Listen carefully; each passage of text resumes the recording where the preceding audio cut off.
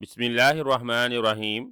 پیش خدمت ہے کہانی عمرو اور نقاب پوش شہزادی۔ عمرو یار شہزادی مریم کے لیے بہت فکر مند تھا۔ شہزادی مریم ملک ربان کے بادشاہ عامر بن سلطان کی بیٹی تھی۔ عامر بن سلطان کا سردار امیر حمزہ کے بہترین دوستوں میں شمار ہوتا تھا۔ اس نے ہر نازک موقع پر دل و جان سے سردار امیر حمزہ کی مدد کی تھی۔ سردار امیر حمزہ نے جب بھی اس سے فوجی امداد مانگی، عامر بن سلطان نے انہیں نہ صرف فوجی امداد مہیا کی بلکہ انہیں ہر قسم کے ہتھیار بھی فراہم کیے۔ عامر بن سلطان عمرو عیار کو بھی اپنا دوست سمجھتا تھا اور عمرو انہیں الٹی سیدھی اور جھوٹی سچی داستانیں سنا سنا کر محظوظ کیا کرتا تھا، اور عامر بن سلطان اس سے خوش ہو کر اسے انعام و کرام سے نوازتا رہتا تھا۔ عمرو سے عامر بن سلطان کی اکلوتی بیٹی شہزادی مریم بھی بہت خوش تھی۔ ایک روز سردار امیر حمزہ نے عمرو عیار کو بتایا کہ ربان سے اطلاع آئی ہے کہ عامر بن سلطان کی بیٹی شہزادی مریم کئی روز سے لاپتہ ہے اور ہزار کوشش کے باوجود اس کا کچھ سراغ نہیں مل رہا، اور عامر بن سلطان نے اسے فوری طور پر اپنے پاس بلایا ہے۔ یہ سنتے ہی عمرو گھوڑے پر سوار ہو کر ہوا کی سی تیزی سے ملک ربان جا پہنچا۔ عامر بن سلطان نے بڑے اتباق سے عمرو کا استقبال کیا۔ رسمی جملوں کے تبادلے کے بعد عمرو نے جب شہزادی مریم کے بارے میں پوچھا تو عامر بن سلطان رنجیدہ ہو گئے۔ آج ہماری بیٹی کو محل سے غائب ہوئے 7واں روز ہے، نہ جانے وہ کہاں چلی گئی ہے۔ ہم نے تو اپنی طرف سے ملک کا کونا کونا چھان مارا ہے، مگر مریم کا کچھ پتہ نہیں چل رہا۔ عامر بن سلطان نے نہایت پریشان لہجے میں کہا، آپ کا کیا خیال ہے کہ وہ خود اپنی مرضی سے کہیں گئی ہیں یا؟ عمرو نے جان بوجھ کر اپنا فکرہ ادھورا چھوڑ دیا۔ اسی بات کی تو سمجھ نہیں آتی، البتہ جس روز شہزادی غائب ہوئی تھی اس سے ایک روز قبل وہ مجھ سے شکار کی اجازت مانگ رہی تھی۔ میں نے اسے سختی سے منع کر دیا تھا۔ اصل میں نے ہمسایہ ملک کے شہزادہ عدنان سے شہزادی کا رشتہ طے کرنا تھا اور وہ لوگ شہزادی کو دیکھنے آ رہے تھے، اسی لیے میں چاہتا تھا کہ شہزادی محل میں رہے، مگر اگلی صبح معلوم ہوا کہ شہزادی اپنے کمرے میں موجود نہیں ہے۔ اس کے ہمراہ اس کی 2 کنیزیں بھی غائب تھیں۔ میں سمجھا کہ شہزادی جان بوجھ کر راتوں رات شکار کھیلنے کے لیے نکل گئی ہے۔ وہ نہایت فرمانبردار لڑکی ہے، آج تک اس نے کبھی میرے حکم کے خلاف قدم نہیں اٹھایا تھا۔ اس کی اس حرکت پر مجھے بہت طیش آیا تھا۔ میں نے سوچا جب شہزادی واپس آئے گی تو اس سے سخت باز پرس کروں گا۔ ایک روز گزر گیا، پھر دوسرا، پھر تیسرا۔ اس طرح دن گزرتے چلے گئے مگر شہزادی واپس نہ آئی تو مجھے سخت فکر لاحق ہوئی، اور پھر اس بات نے میرے ہوش اڑا دیے۔ شہزادی اسول سے اپنے گھوڑے بھی نہیں لے کر گئی تھی۔ میں نے پریشان ہو کر ملک کا کونا کونا چھنوا ڈالا، مگر شہزادی مریم اور اس کی کنیزوں کا کچھ پتہ نہیں چل سکا۔ مجبور ہو کر تمہیں بلوایا ہے، تم ذہین آدمی ہو اور دیس دیس گھومتے رہتے ہو۔ میں نے سوچا کہ شاید تم میری بیٹی کو کہیں تلاش کر سکو۔ یہ کہہ کر شاہ عامر بن سلطان خاموش ہو گیا۔ شہزادی مریم جہاں آپ کی بیٹی ہے وہاں وہ میری بہن بھی ہے عالم پناہ۔ اس کی گمشدگی کا جتنا رنج آپ کو ہے اس سے کہیں زیادہ مجھے ہو رہا ہے، عمرو یار نے نہایت سنجیدہ لہجے میں کہا۔ پھر چند لمحے توقف کے بعد وہ کہنے لگا، بادشاہ سلامت، اگر آپ اجازت دے تو میں ایک نظر شہزادی صاحبہ کا کمرہ دیکھ سکتا ہوں؟ عمرو نے سوچتے ہوئے کہا، کیوں نہیں عمرو، یہ تمہارا اپنا محل ہے، تم جہاں چاہو آسانی سے آ جا سکتے ہو۔ کون ہے جو تمہیں روکنے ٹوکنے کی جرت کر سکتا ہے؟ شاہ عامر بن سلطان نے کہا، یہ آپ کی ذرا نوازی ہے عالم پناہ، ورنہ بندہ کس قابل؟ عمرو نے سر جھکاتے ہوئے کہا، اور پھر بادشاہ سلامت سے اجازت لے کر عمرو عیار شہزادی مریم کے کمرہ خاص میں آ گیا۔ کچھ دیر بعد وہ واپس آیا تو اس کے چہرے پر فکر مندی کے آثار تھے، وہ کسی گہری سوچ میں کھویا ہوا تھا۔ خیر تو ہے عمرو یار، تم کچھ پریشان پریشان دکھائی دے رہے ہو، کوئی خاص بات معلوم ہوئی ہے؟ بادشاہ سلامت نے اس کی جانب غور سے دیکھتے ہوئے پوچھا۔ بادشاہ سلامت، شہزادی صاحبہ اپنی مرضی سے کہیں نہیں گئی، انہیں اغوا کیا گیا ہے، عمرو یار نے نہایت سنجیدہ لہجے میں جواب دیتے ہوئے کہا، اور بادشاہ سلامت بری طرح سے چونک اٹھے۔ او، یہ تم کیا کہہ رہے ہو عمرو؟ ہماری بیٹی کو اغوا کیا گیا ہے؟ مگر کیوں؟ کون ہے وہ بدبخت جس نے عامر بن سلطان کی لختے جگر کو اغوا کرنے کی کوشش کی ہے؟ بادشاہ سلامت نے حیرت اور غصے سے ملے جلے انداز میں کہا، انہیں اغوا کرنے والا کوئی انسان نہیں ہے بلکہ کوئی جین یا دیو ہے بادشاہ سلامت۔ وہ جن یا دیو جو انتہائی طاقتور ہونے کے ساتھ ساتھ انسانی خون کا شدائی بھی ہے، عمرو نے کہا، اور بادشاہ سلامت کے ساتھ پورے دربار میں سنسنی سی دوڑ گئی۔ جن دیو، مگر تم کیسے کہہ سکتے ہو کہ ہماری بیٹی کو کسی جن یا دیو نے اغوا کیا ہے، اور یہ کہ وہ انسانی خون کا شدائی ہے؟ شاہ عامر بن سلطان نے نہایت پریشان اور حیران لہجے میں پوچھا۔ بادشاہ سلامت، میری ساری عمر جنوں، دیوں اور خطرناک جادوگروں سے لڑتے گزری ہے۔ جنوں اور دیوں کے ساتھ لڑتے ہوئے مجھے ان کی ایک ایک رگ کا پتہ چل گیا ہے۔ جو جن یا دیو انسانی خون کا شدائی ہوتا ہے، اس کی سانسوں میں ایک ایسی تیز اور ناقابل برداشت بو خارج ہوتی رہتی ہے کہ انسان اس کے قریب ایک لمحے کے لیے بھی نہیں ٹھہر سکتا۔ شہزادی صاحبہ کے کمرے میں ایسی ہی ناقابل برداشت بو رچی ہوئی ہے، کیونکہ بو اتنے روز گزرنے کے بعد کم ہو چکی ہے، مگر آپ نے کمرہ بند کر رکھا تھا، اسی لیے بو مکمل طور پر خارج نہیں ہوئی۔ اس سے مجھے اس کے خون کے شدائی ہونے کا علم ہوا ہے، اور کمرے کے ٹھوس فرش پر بڑے بڑے پیروں کے دباؤ کے نشان موجود ہیں۔ ظاہر ہے ایک تو پختہ فرش پر دباؤ پڑتے ہوئے اور دوسرے پیروں کے نشان بڑے بڑے ہیں، جو کہ کسی بھی طرح کسی انسان کے تو نہیں ہو سکتے۔ اسی لیے میں نے پر یقین لہجے میں کہا تھا کہ شہزادی صاحبہ کو کسی جن یا دیو نے اغوا کیا ہے۔ عمرو یار کہتا چلا گیا، او، یہ تو تم نے ہمیں نہایت خوفناک خبر سنائی ہے عمرو یار۔ وہ بدبخت دیو میری بیٹی کو مار کر کھا ہی نہ گیا ہو؟ بادشاہ سلامت کے لہجے میں لرزش تھی۔ نہیں عالم پناہ، اس نے شہزادی صاحبہ کو ہلاک نہیں کیا۔ اگر اس نے شہزادی صاحبہ کو یہیں ہلاک کر کے کھایا ہوتا، ان کے کمرے میں خون کے نشان ضرور ہوتے۔ جو جن یا دیو خون کے شوقین ہوتے ہیں، وہ اپنے شکار کو وہیں ہلاک یا زخمی کر دیتے ہیں۔ ویسے بھی آپ بتا رہے ہیں کہ شہزادی صاحبہ اکیلی نہیں، بلکہ ان کی دو کنیزیں بھی ساتھ غائب ہوئی ہیں۔ نہ جانے اس جن یا دیو نے شہزادی صاحبہ کو کیوں اغوا کیا ہے۔ آپ مجھے چند لمحے دیں، ہو سکتا ہے میں اس سلسلے میں کوئی بات معلوم کر لوں۔ عمرو نے نہایت سنجیدگی سے کہا۔ پھر اس نے زنبیل سے لوہے سلیمانی نکالی اور اس سے شہزادی مریم کا حال معلوم کرنے کی کوشش کی، مگر تختی پر صرف اس قدر لکھا ہوا برا کہ شہزادی مریم ابھی زندہ ہے، اور اس کے بارے میں عمرو کو مغرب کی طرف کالے پہاڑوں کے قریب 200 کوس دور جا کر پتہ چل سکتا ہے۔ عمرو نے کئی بار لوہے سلیمانی سے شہزادی کے بارے میں اور کچھ جاننا چاہا، مگر تختی پر اور کوئی لفظ نہ ابھرا۔ یہ دیکھ کر بادشاہ سلامت اور عمرو دونوں پریشان ہو گئے۔ معلوم ہوتا ہے شہزادی صاحبہ کسی بہت بڑی مصیبت میں گرفتار ہیں۔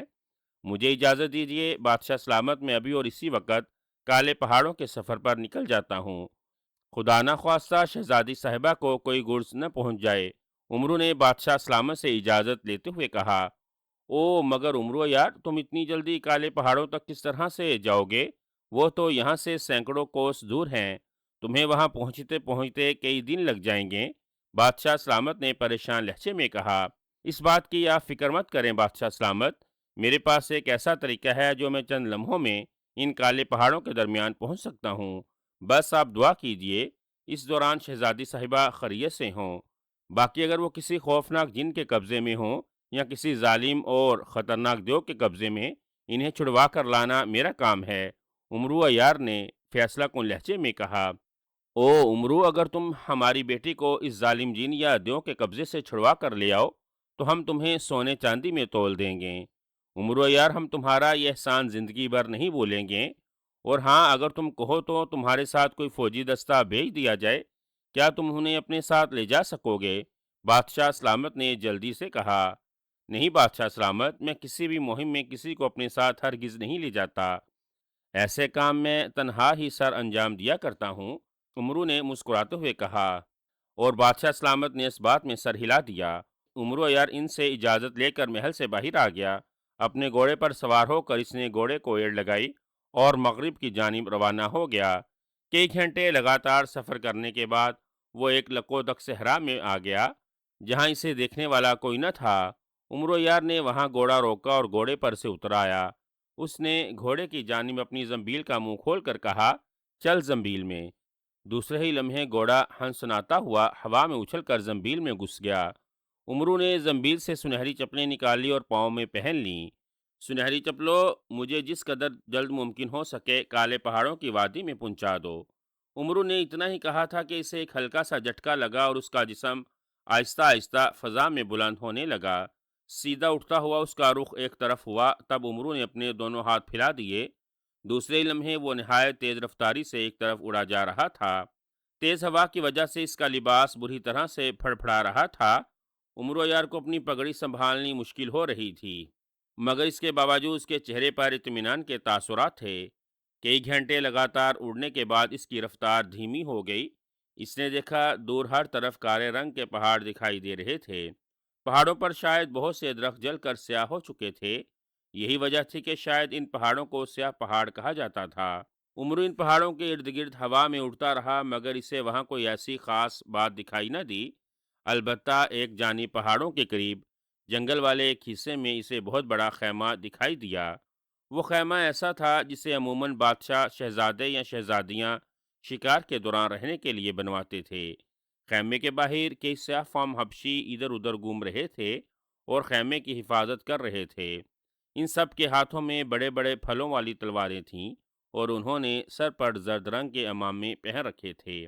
عمرو نے زنبیل سے سلیمانی چادر نکال کر کندھوں پر ڈالی اور غائبی حالت میں اس بڑے خیمے کے قریب اتر آیا۔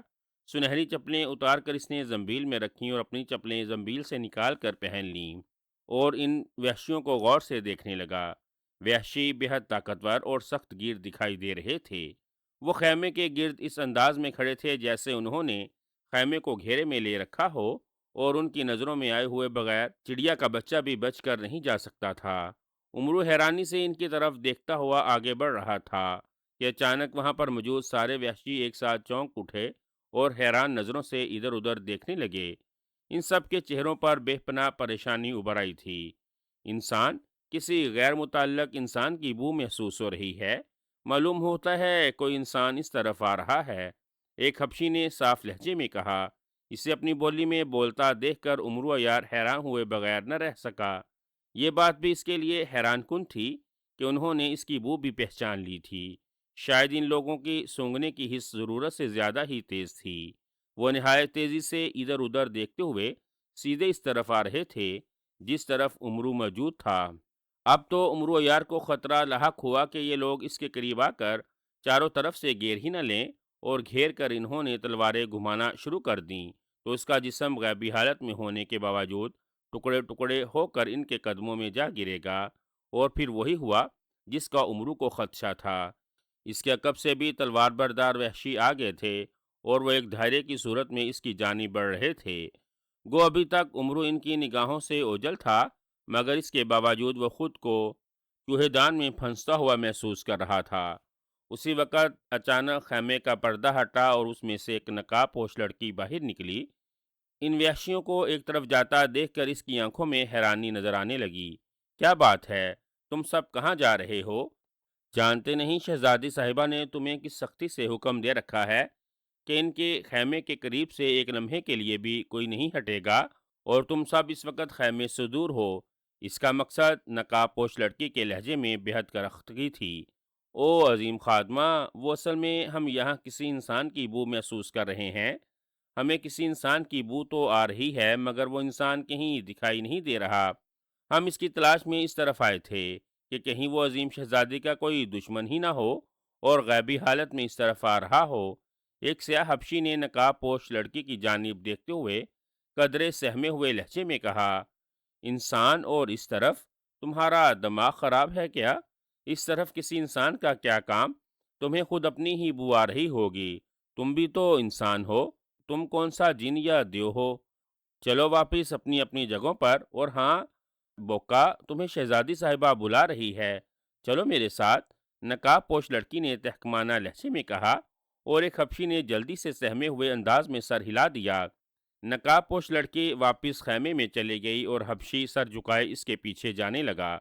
باقی حبشی ابھی تک پریشانی کے عالم میں ناک سکوڑ سکوڑ کر عمرو کی بو محسوس کر رہے تھے۔ عمرو نے آگے بڑھ کر شرارت سے ایک حبشی کے سر پر سے اس کی پگڑی گرا دی۔ پگڑی کا گرنا تھا کہ حبشی اس بری طرح سے چیخ اٹھا جیسے اس کے سر پر قیامت ٹوٹ پڑی ہو۔ اس کا سر گنجا تھا اور وہ اپنے گنجے سر پر زور زور سے ہاتھ مارتا ہوا چیخ رہا تھا۔ اس کی چیخیں سن کر بہت سے حبشی اس کے قریب آ گئے۔ کیا ہوا توگا؟ یہ تمہارے سر پر سے پگڑی کس نے اتاری ہے؟ حبشیوں نے اسے پکڑ کر بری طرح سے چیختے ہوئے کہا۔ معلوم نہیں، تم جلدی سے میری پگڑی میرے سر پر رکھ دو، ورنہ میرا سر پھٹ جائے گا اور میں مر جاؤں گا۔ گوتا، میری پگڑی تلاش کرو، تکلیف کی شدت سے میری جان نکلی جا رہی ہے۔ اس نے دونوں ہاتھوں سے اپنا سر پکڑتے ہوئے ہذیانی انداز میں چیخ کر کہا۔ عمرو نے دیکھا واقعی اس کے گنجے سر کے مسام کھلتے جا رہے تھے اور اس کے سر پر خون کی ننھی ننھی بوندیں چمکنا شروع ہو گئی تھیں۔ یہ عمرو کے لیے نہایت حیرت انگیز بات تھی۔ اس نے تو محض شرارت سے حبشی کے سر سے پگڑی اتاری تھی۔ وہ نہیں جانتا تھا کہ ان پگڑیوں کے اتارنے سے ان حبشیوں کی جانوں کو خطرہ لاحق ہو سکتا ہے، اور اس طرح کم از کم عمرو کو ان حبشیوں کی موت کا راز ضرور مل گیا تھا۔ مگر یہ حبشی تھے کون، اور اس محل نما عجیب و غریب خیمے کی حفاظت کیوں کر رہے تھے؟ وہ نقاب پوش لڑکی کون تھی اور کس طرح کی باتیں کر رہی تھی؟ وہ ابھی اس مخمسے میں الجھا ہوا تھا کہ اچانک خیمے میں سے وہی نقاب پوش لڑکی باہر آئی۔ اسے دیکھتے ہی تمام حبشی مؤدب ہو گئے۔ لڑکی نہایت غور سے ادھر ادھر دیکھتی ہوئی آگے بڑھ رہی تھی۔ عمرو عیار حیران تھا، اس کا رخ اس کی جانب تھا، مگر اس کا انداز ایسا نہ تھا جس سے پتہ چلتا کہ وہ عمرو کو دیکھ رہی ہو۔ وہ آہستہ آہستہ چلتی ہوئی عمرو کے قریب آ گئی اور پھر عمرو کے قریب موجود ایک حبشی کی جانب دیکھنے لگی۔ تم اس طرف جا کر پہرا دو، اس نے حبشی سے کہا، اور حبشی سر ہلا کر ایک طرف بڑھتا چلا گیا۔ تب لڑکی عمرو عیار کی طرف سے پلٹی۔ اس کی تیز نظریں بتا رہی تھیں کہ وہ عمرو کو صاف طور پر دیکھ رہی ہو۔ تم جو کوئی بھی ہو، میں تمہارے بارے میں کچھ نہیں جانتی۔ ہاں، البتہ میں تمہاری موجودگی اپنے سامنے ضرور محسوس کر رہی ہوں، جبکہ دکھائی تم مجھے بھی نہیں دے رہے۔ تم دھیمے دھیمے قدم اٹھاتے ہوئے میرے پیچھے آ جاؤ، اس نے نہایت سرگوشانہ انداز میں کہا، اور عمرو عیار حیران رہ گیا۔ وہ سوچ بھی نہیں سکتا تھا کہ دنیا میں ایسے لوگ بھی موجود ہیں جو اسے غیبی حالت میں ہونے کے باوجود اس کی موجودگی کا احساس کر لیتے ہیں۔ اس نے سوچا کہ خواہ مخواہ کسی پرائے مسئلے میں اسے ٹانگ اڑانے کی کیا ضرورت ہے، اسے یہاں سے دم دبا کر نکل جانا چاہیے۔ مگر پھر اسے ان گنجے سیاہ حبشیوں کا خیال آیا، اور وہ اس نقاب پوش لڑکی اور اس نقاب پوش شہزادی کے بارے میں سوچ کر رک گیا۔ اس نے سوچا، دیکھیں تو صحیح، یہ نقاب پوش شہزادی اصل میں کون ہے، اور اس نے اس بیابان اور ویران جگہ پر اپنا خیمہ کیوں لگوایا ہے، اور یہ حبشی غلام کون ہیں؟ یہ سوچ کر اس نے ہر قسم کا خطرہ مول لینے کا ارادہ کر لیا۔ اس کے باوجود وہ دل میں پریشان تھا کہ وہ یہاں آیا تو شہزادی مریم کی تلاش سے ہے، یہاں کسی مصیبت میں نہیں پھنس جائے۔ برحال جو ہو سو ہو، جب اوکھلی میں سر دے ہی دیا ہے تو پھر موسلوں کا کیا ڈر؟ یہ سوچ کر وہ کندھے چھٹکتا ہوا نقاب پوش لڑکی کے پیچھے چل دیا۔ نقاب پوش لڑکی خیمے کا پردہ اٹھا کر اندر داخل ہو گئی۔ عمرو بھی اس کے پیچھے آ گیا۔ اندر سے خیمہ کافی خوشادہ تھا۔ ایک طرف ایک نہایت آرام دہ پلنگ بچھا ہوا تھا، جس پر زرد رنگ کی سرخ لکیروں والی چادر پڑی تھی۔ پلنگ پر دو گاؤ تکیے لگے ہوئے تھے، جن پر ایک نہایت خوبصورت نیلی آنکھوں والی لڑکی ٹیک لگائے بیٹھی تھی۔ اس کے قریب دو سیاہ فام حبشی ہاتھ باندھے نہایت مؤدبانہ انداز میں کھڑے تھے۔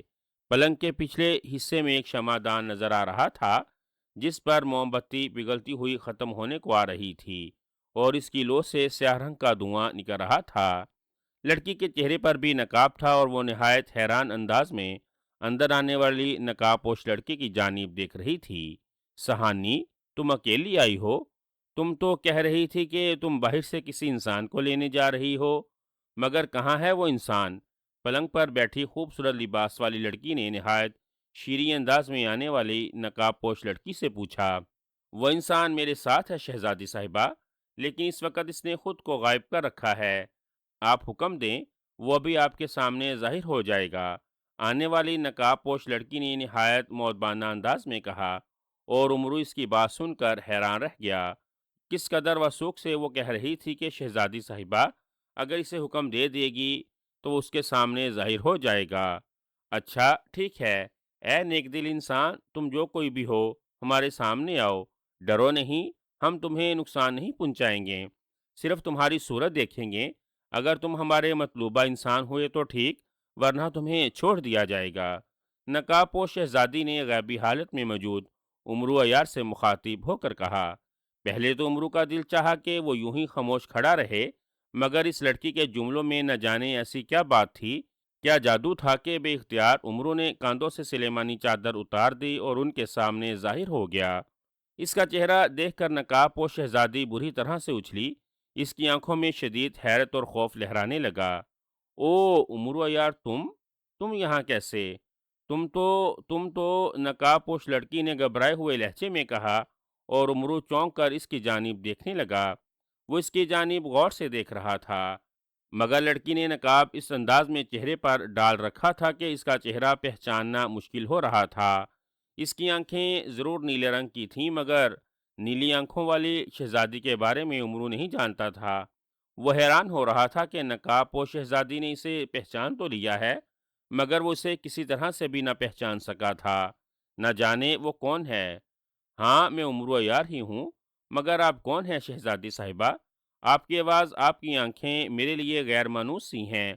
مجھے نہیں یاد پڑتا کہ میں آپ سے پہلے کہیں مل چکا ہوں، عمرو نے پیشانی پر ہاتھ مارتے ہوئے کہا۔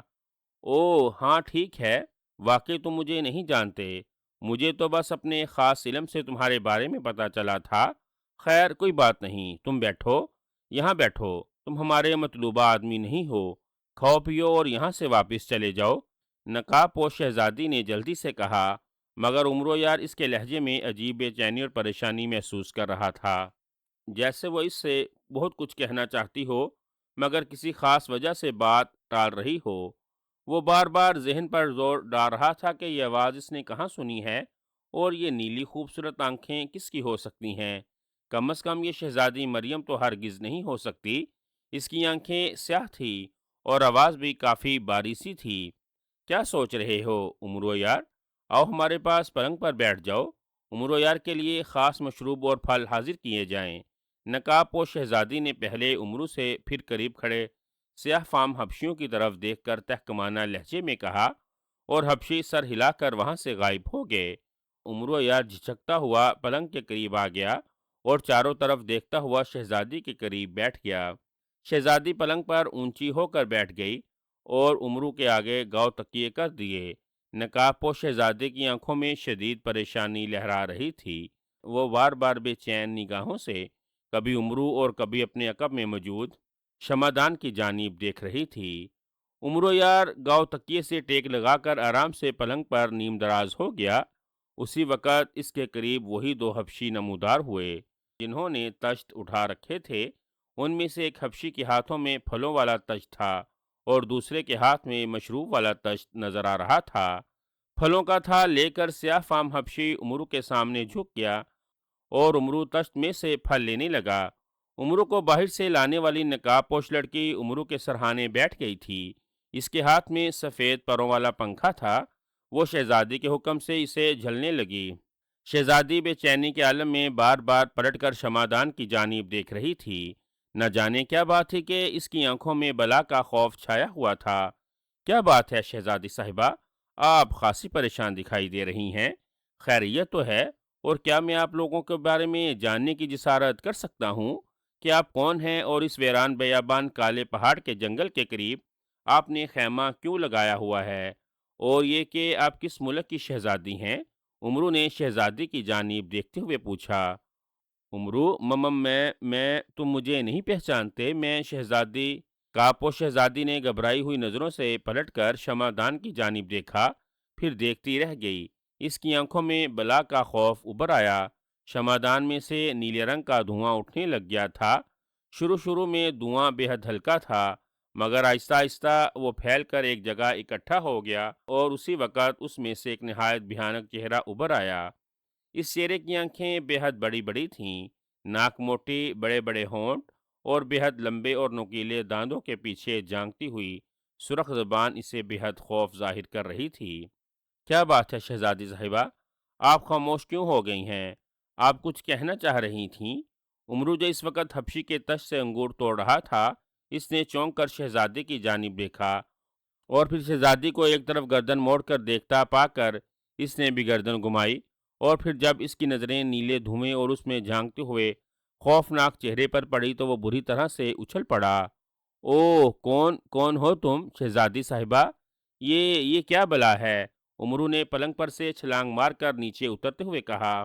اس کی نظریں اس خوفناک چہرے پر جمی ہوئی تھیں جو بڑی بڑی اور خوفناک آنکھوں سے عمرو کو گور رہا تھا۔ عمرو نے جلدی سے زنبیل سے تلوار حیدری نکال کر ہاتھ میں لے لی۔ کیوں شہزادی، اب کیا کہتی ہو؟ ہمارا دشمن آیا ہے یا نہیں؟ اس دھوئیں والے چہرے نے گھور کر نہایت خوفناک لہجے میں نقاب پوش شہزادی سے کہا۔ نقاب پوش شہزادی اس کا خوفناک لہجہ سن کر خوف سے تھوک نکلنے لگی۔ نہیں دھواں دیو، وہ ابھی تک نہیں آیا۔ تم گھبراؤ نہیں، وہ ضرور واپس آئے گا۔ اس نے واپس آنے کا وعدہ کیا تھا۔ اگر وہ واپس نہ آیا تو میں اس کی جگہ تمہیں اپنا خون پلاؤں گی۔ یہ میرا تم سے پہلے سے ہی وعدہ ہے۔ نقاب پوش شہزادی نے جلدی جلدی سے کہا۔ او نہیں، ٹھیک ہے، میں اس کی واپسی کا زیادہ سے زیادہ 2 روز اور انتظار کروں گا۔ اگر 2 روز تک وہ نہ لوٹا تو تم سے کیا ہوا میرا عہد ٹوٹ جائے گا اور میں تمہیں مار کر کھا جاؤں گا۔ یہ میرا آخری فیصلہ ہے۔ اس خوفناک صورت نے بھیانک انداز میں کہا۔ اور یہ تمہارے ساتھ سوکھا سڑا انسان کون ہے؟ تمہاری حفاظت اور خدمت کے لیے تو میں نے جادوگر حبشی مقرر کر رکھے ہیں، پھر یہاں اس بڈھے اور سوکھے سڑے انسان کا کیا کام؟ لاؤ اسے میرے حوالے کر دو تاکہ میں اسے مار کر کھا جاؤں۔ خوفناک چہرے کا لہجہ بے حد بھیانک تھا۔ نہیں دعا دیو، یہ میرا مہمان ہے۔ یہ تو اتفاقاً اس طرف آ گیا تھا۔ میں نے اپنے دل بہلانے اور باتیں کرنے کے لیے اسے یہاں بلا لیا تھا۔ یہ کچھ دیر تک میرے پاس رہے گا، پھر میں اسے یہاں سے واپس بھیج دوں گی۔ نقاب پوش شہزادی نے جلدی سے کہا اور دعا دیو نے اس بات میں سر ہلا دیا۔ او نہیں، تو پھر میں جا رہا ہوں۔ یوں ہی کامران آئے مجھے خبر کر دینا، اس نے گرجدار لہجے میں کہا اور نقاب پوش شہزادی نے اس بات میں سر ہلا دیا۔ اسی وقت دھوئیں میں سے چہرہ غائب ہو گیا۔ دھواں چند لمحے لہراتا رہا، پھر شمعدان میں جمع ہونے لگا اور پھر سارے کا سارا دھواں شمعدان میں غائب ہو گیا۔ او خدا کا شکر ہے بلا ٹلی، وگرنہ میرے ساتھ ساتھ عمرو بھائی کی شامت آ جاتی۔ نقاب پوش شہزادی نے گہرا سانس لیتے ہوئے کہا اور اس کی بات سن کر عمرو عیار بری طرح سے اچھل پڑا۔ عمرو بھائی، یہ آپ کیا کہہ رہی ہیں شہزادی صاحبہ؟ کہیں آپ شہزادی مریم تو نہیں؟ مگر آپ کی آواز اور آپ کی آنکھیں۔ عمرو نے شدید حیرت کے عالم میں کہا۔ تمہاری بات درست ہے عمرو بھائی، میں مریم ہی ہوں، تمہاری بہن شہزادی مریم۔ مگر حالات اور واقعات نے مجھے اس مقام پر لا پہنچایا ہے کہ تمہیں میری آواز بھی بدلی ہوئی نظر آ رہی ہے۔ صرف میری آنکھیں ہی نہیں، میرا چہرہ بھی اصلی نہیں ہے۔ میں تمہیں ساری تفصیل بات کے ساتھ بتا سکتی ہوں۔ اچھا ہوا کہ تم یہاں آ گئے ہو۔ کان ادھر لاؤ، میں تم سے ایک نہایت ضروری بات کرنا چاہتی ہوں، شہزادی نے کہا اور عمرو حیرت سے بت بنا شہزادی کے قریب آ گیا۔ شہزادی نے اپنے ہونٹ عمرو کے کان سے لگا دیے۔ وہ جو کہتی جا رہی تھی اسے سن کر عمرو عیار کے چہرے کے تاثرات بدلتے جا رہے تھے۔ کیوں عمرو، میری مدد کرو گے یا نہیں؟ نقاب پوش شہزادی نے عمرو کے کان میں ساری بات بتا کر اس بار اونچی آواز میں کہا۔ اس کی آنکھوں میں امید کے سائے لہرا رہے تھے۔ کام بہت مشکل ہے شہزادی صاحبہ۔ آپ نے جن مچھروں کو مارنے کے لیے کہا ہے وہ نہایت تیز اور موٹے ہونے کے ساتھ ساتھ بے حد خطرناک بھی ہیں۔ بہرحال کوئی بات نہیں، ساری عمر مکھیاں مارتا آیا ہوں، اب مچھر ہی صحیح، عمرو نے مسکرا کر جواب دیا اور اس کا جواب سن کر نقاب پوش شہزادی بھی مسکرا دی۔ شہزادی صاحبہ، آپ کے 2 محافظ بے حد جاندار ہیں، ان کا رنگ کس قدر کالا ہے، حالانکہ ان کے چہروں کے نقش و نگار کسی راجاؤں مہاراجوں سے کم نہیں۔ کیا ہی اچھا ہو کہ اگر ان کے رنگ بھی سفید ہو جائیں۔ کیوں دوستو، تمہارا کوئی ایسا شوق نہیں؟ عمرو نے ان حبشیوں کی جانب دیکھتے ہوئے کہا۔ ہم دواں جادوگر کے غلام ہیں، وہ ہمارے لیے جو مناسب فیصلہ کریں گے ہم ان کے تابع کام کریں گے، چاہے وہ ہمیں غلام بنائے یا مہاراجا۔ ایک حبشی نے ہاتھ باندھ کر نہایت مودبانہ لہجے میں جواب دیا۔ دوسرے نے بھی اس کی تقلید میں سر ہلا دیا۔ واہ، بہت خوب بہت خوب، تم واقعی بے حد وفادار لوگ ہو۔ تم جیسے ہی وفادار غلاموں کی وجہ سے یہ دنیا آباد ہے۔ اگر تم لوگ وفادار نہ ہوتے تو تمہارے جیسے تمام انسانوں کی ناکیں گز گز بھر لمبی ہوتیں، آنکھیں بٹنوں کی جیسی چھوٹی، رنگ سبز، سر کے بال سرکنڈوں کی طرح کھڑے ہوتے، ایک کی بجائے تمہاری 2 دمیں ہوتیں اور تم یقیناً مینڈکوں کی طرح سے اچھل اچھل کر چل رہے ہوتے۔ میں تمہارا احسان مند ہوں کالے کچھوؤ کہ تم نے میری یہاں اچھے اور خوشبودار مشروب کے ساتھ اور پھلوں کے ساتھ مہمان نوازی کی۔ میرا بھی دل چاہتا ہے کہ میں جاتے ہوئے تمہیں کچھ انعام دوں۔ یہ لو میرے وطن کی بنائی ہوئی ایک خاص مٹھائی، اسے کھاتے ہی تم اشش کر اٹھو گے۔ عمرو نے زنبیل سے چند مٹھائی کے ٹکڑے نکال کر ان کے سامنے رکھتے ہوئے کہا۔ دونوں حبشیوں نے پہلے ایک دوسرے کی جانب دیکھا، پھر شہزادی کی طرف دیکھا۔ شہزادی نے اس بات میں سر ہلایا تو انہوں نے عمرو کے ہاتھ سے مٹھائی لے کر منہ میں رکھ لی۔ مٹھائی میں پہلے ہی بے ہوشی کی دوا ملی ہوئی تھی، جس نے فوراً ہی اپنا کام کر دکھایا اور وہ دونوں دھڑم سے نیچے آ گرے۔ عمرو نے فوراً ہی ان دونوں بے ہوش حبشیوں کو اٹھا کر زنبیل میں ڈال لیا۔ پھر اس نے نہایت تیزی سے کام لیتے ہوئے وہاں پر پڑا ہوا شمعدان بھی اٹھایا اور اسے بھی زنبیل میں ڈال لیا۔ او خدا کا شکر ہے، اب ہم محفوظ ہیں۔ ہمیں اب صرف باہر موجود حبشی جادوگروں سے خطرہ ہے۔ اگر کسی طرح انہیں ختم کر دیا جائے تو بازی ہمارے ہاتھ آ سکتی ہے۔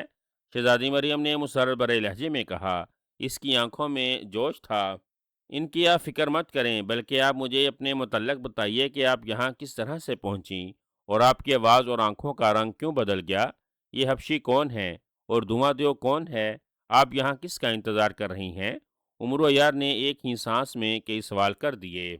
عمرو یار، ہمیں اصل میں شہزادہ کامران کی واپسی کا انتظار ہے۔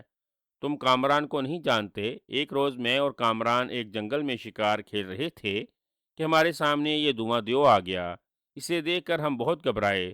دیو کے ساتھ اس کی ایک بیوی پری بھی تھی۔ ہم اس دیو کو دیکھ کر اس قدر ڈرے کہ ہم نے اسے دیکھتے ہی اپنے ساتھیوں کی مدد سے اس پر تیروں کی بوچھاڑ کر دی۔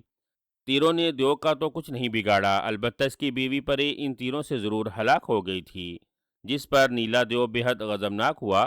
اس نے نہایت خوفناک انداز میں ہمارے ساتھیوں پر حملہ کر دیا اور انہیں مار ڈالا۔ میں اور شہزادہ کامران بڑی مشکلوں سے خود کو بچا بچا کر اور بھاگتے ہوئے واپس اپنے اپنے گھروں میں پہنچ گئے، مگر اس دیو نے میرا پیچھا نہ چھوڑا اور مجھے ایک روز میرے گھر سے اغوا کر کے یہاں لے آیا۔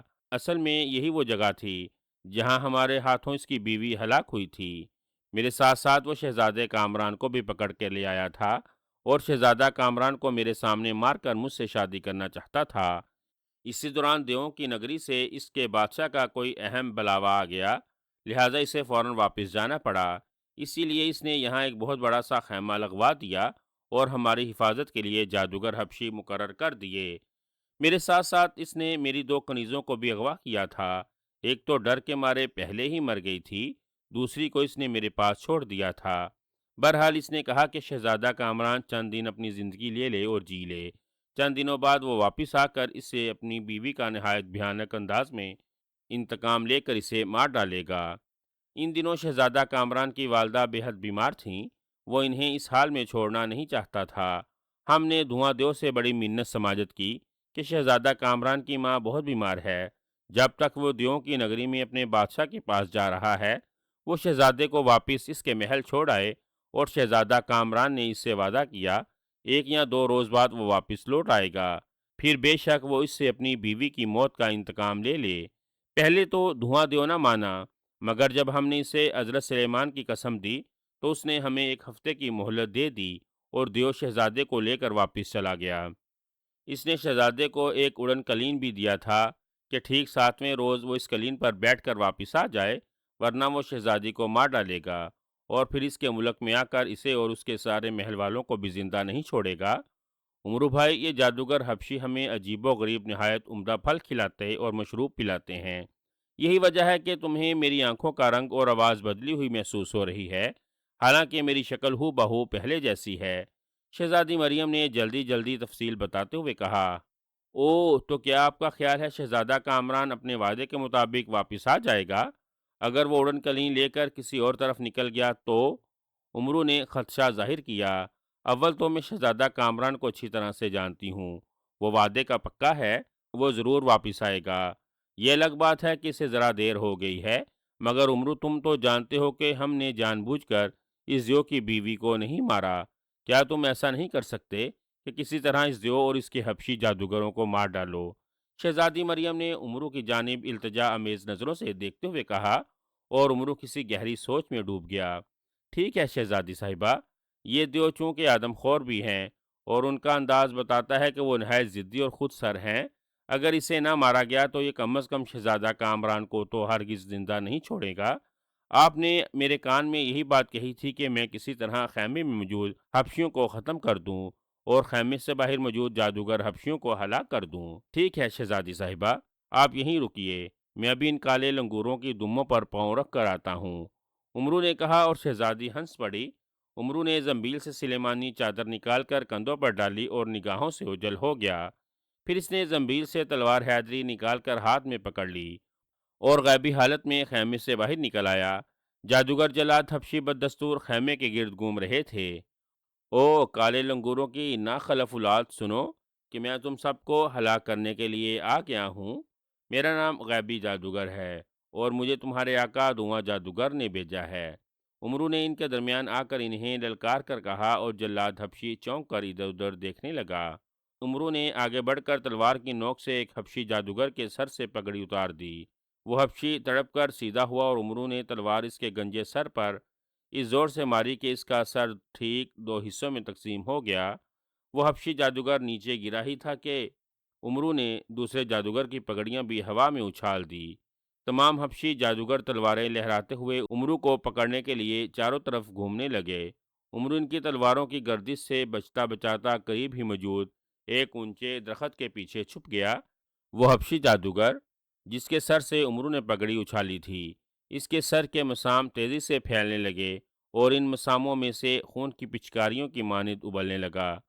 وہ حبشی اتنی زور سے چیخ رہا تھا کہ تمام حبشی گھبرا کر اسے دیکھنے لگے۔ دیکھتے ہی دیکھتے وہ حبشی جادوگر لہرا کر زمین پر گرا اور تڑپ تڑپ کر مر گیا۔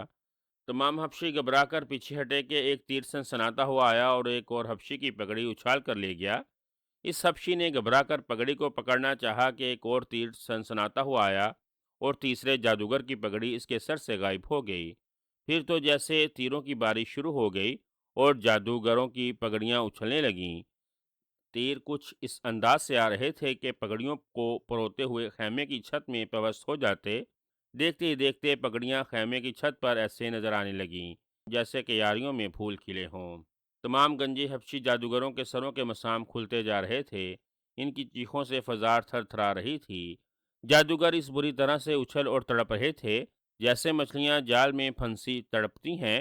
کچھ ہی دیر میں تمام حبشی جادوگروں کے چہرے اور ان کے جسم میں خون ایسے لت پت ہو گئے جیسے انہیں خون میں ڈبو کر نکالا گیا ہو۔